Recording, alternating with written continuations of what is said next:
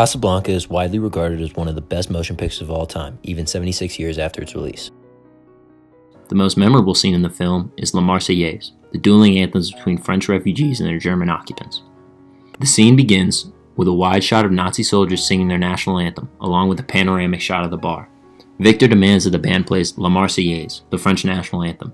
Here, the viewers see for the first time what made Victor such an important figure.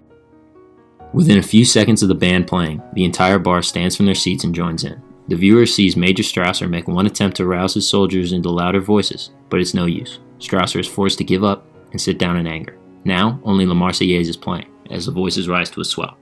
And that leads to the heart of the entire scene, Yvonne. She appears in only 3 scenes in the entire film, with this being the last of them. Her total screen time is probably no more than a minute, and yet in those brief stretches, we see an entire character arc play out, and what's more, an arc that acts as a microcosm of the entire film.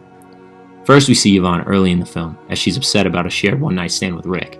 The next time she appears, she's at a bar romantically entwined with a German soldier. These 2 scenes, as brief as they are, tell us so much about Yvonne. She's a broken woman who is desperately seeking a man, possibly for love, but more likely for a sense of protection and comfort in dangerous times. But then, there's the La Marseillaise scene. A sudden outburst of patriotism that spreads like wildfire throughout the bar, overwhelming the Germans and awakening a passion in its singers.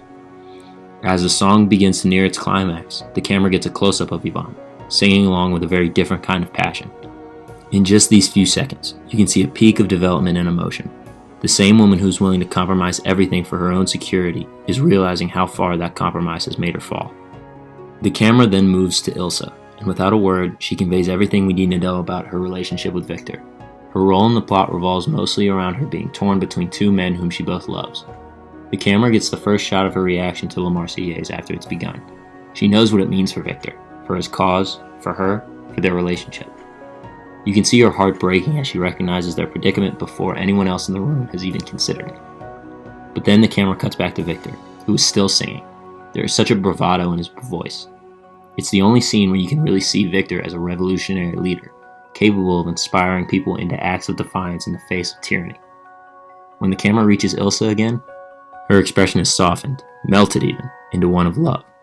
Ilsa's sad acknowledgement to their changing circumstances, Victor's passionate defiance, and Ilsa's acceptance of her husband, loving him for the fact that his greatest flaws are also his greatest virtues. Ilsa's acceptance is the final act needed for La Marseillaise to move on to reach its climax.